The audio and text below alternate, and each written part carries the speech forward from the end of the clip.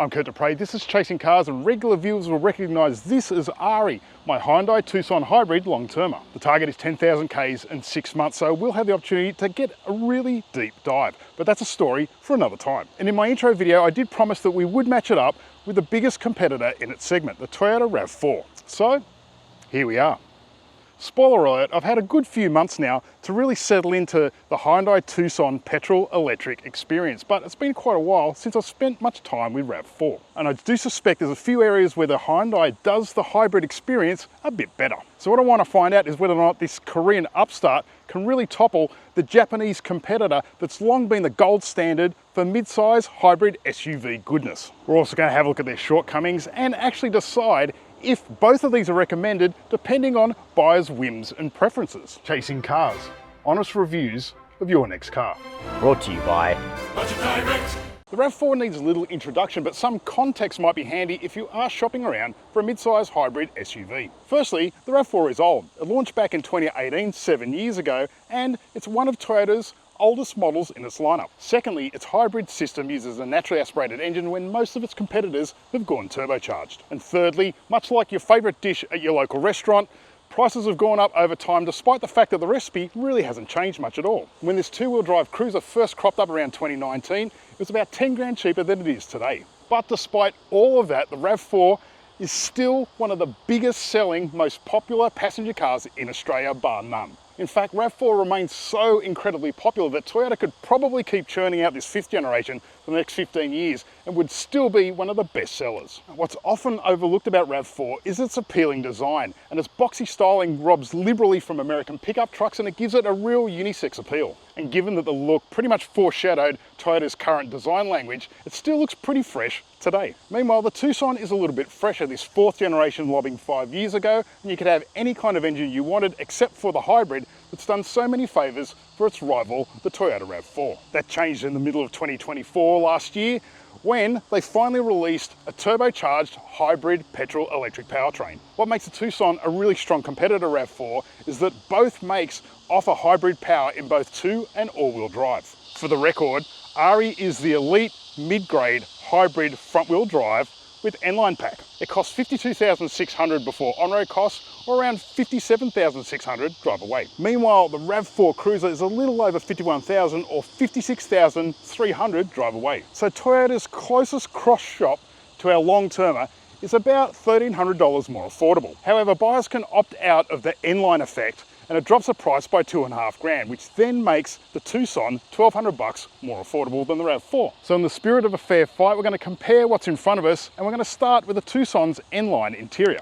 I really like the Tucson interior in this N-line spec, and I think some of the changes that Hyundai introduced in the 2024 facelift have paid real dividends. The big ticket item is the dual 12.3-inch panoramic curved screen, which gives the Tucson a really premium vibe, and it's nice, clear and crisp. The shift-by-wire transmission selector has really allowed designers to really open up the amount of storage space that you got here in the center console. And the inductive charge pad that sits right on top is a neat inclusion. I also really like the 6.6-inch touchscreen for the HVAC control, so all your climate control isn't buried in the media screen. Stump up for the N-line and you get these rather brilliant sports seats that are trimmed in leather and faux suede. They're very comfy and supportive, bar this sort of plastic bit that can sort of poke you between the shoulder blades. And importantly, despite the dark theme in here, it actually does feel quite light and airy. Editor Jez called it sort of like a jumbo hot hatch, and it certainly has that kind of vibe. Row 2 is a little bit darker, but as you can see, there's a huge amount of room in here,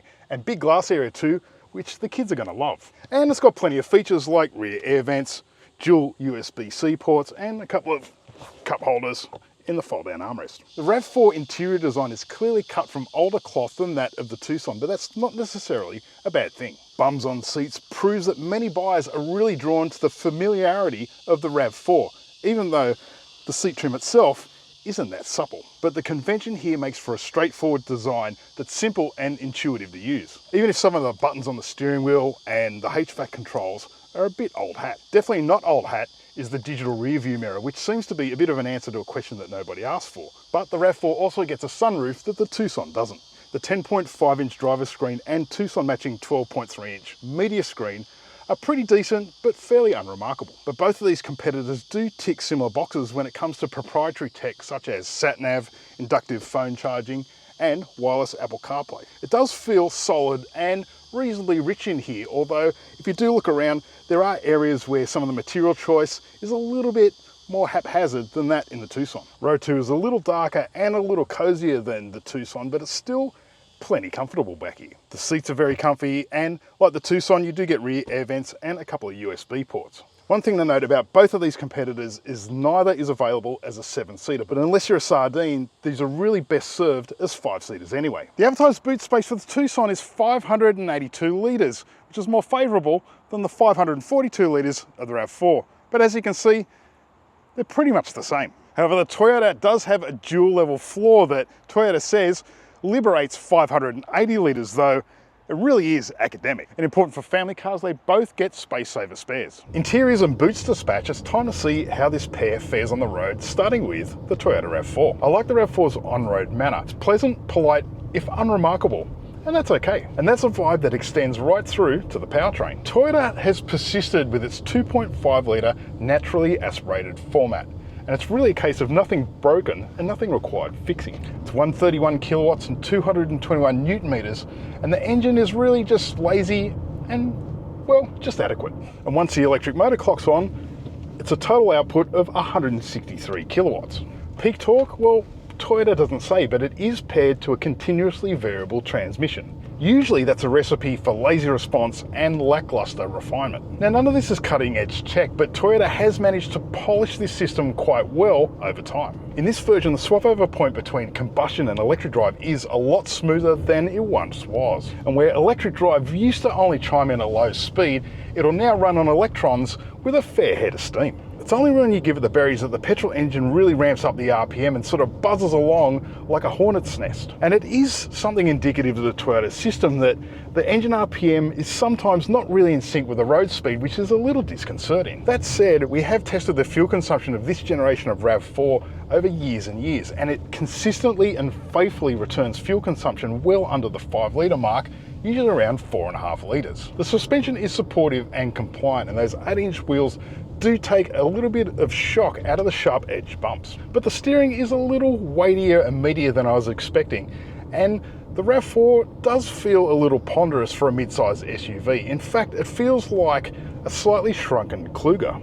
But a real positive about the on-road RAV4 experience is that it really is fuss-free. Better yet, there's no clumsy fiddling around trying to turn off active annoyances that are gradually creeping into more contemporary SUVs. Next up, the Tucson, and let's cut to the chase.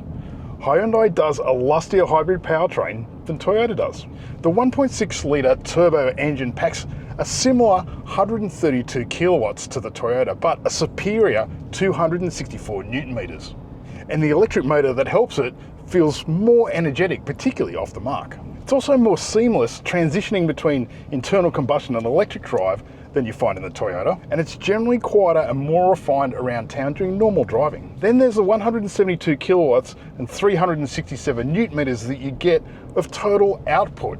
That's almost hot hatch levels of output, and unlike the Toyota, there's meaningful steps between eco, normal and sport drive modes. There's also less elasticity and randomness to the powertrain character, mainly because the Hyundai fits a 6-speed automatic transmission rather than a CVT. Well, as my personal long-termer, I've already clocked up a few thousand Ks in this car, and it's proven to me time and time again that it's about 1 litre per 100 thirstier than a RAV4. Now, it will dip into the high 4s around town, but give us some legs out on the highway, and it really is a 6 litre per 100 proposition. And a modern hybrid really should be better than that. So of course you're trading some efficiency for some sportiness, and that sportiness does extend through to the chassis. The N-Line pack does bring 19-inch rolling stud, and that does bring some extra connection to the steering wheel and added grip, but it doesn't really bring any trade-off in ride comfort. It is firmer than the RAV4, but it does eliminate some of that squishy sensation that you do get in the Toyota,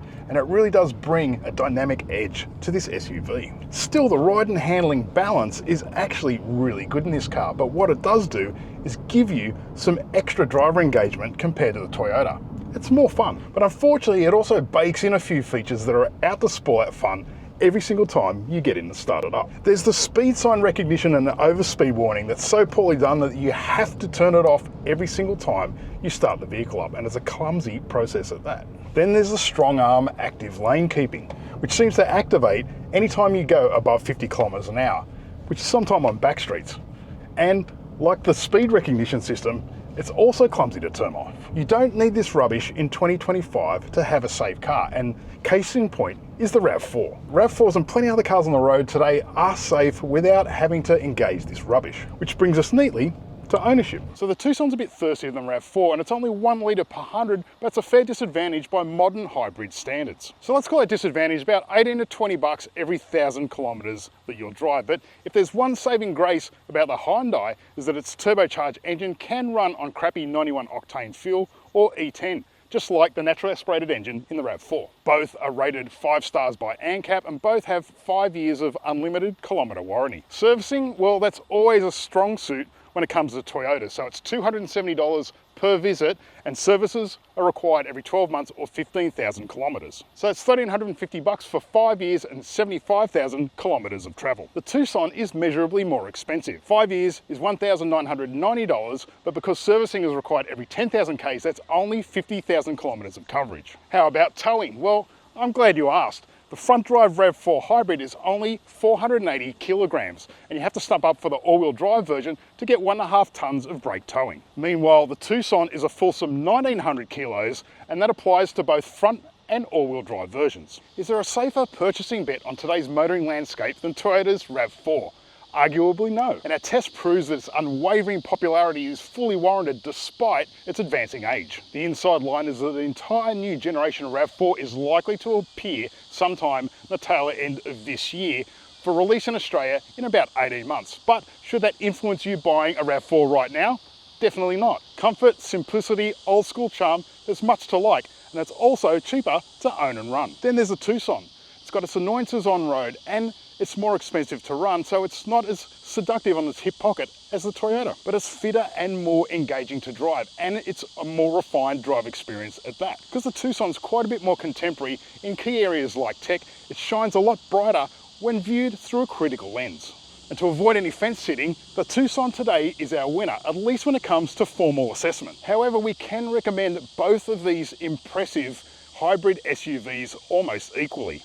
They're both very good and so close on merit that you could really pick one or the other down to taste, and you would have the correct answer. So that's what I think, but how about you? Put your thoughts in the comments below. Don't forget to subscribe while you're at it, and as always, thanks for watching Chasing Cars.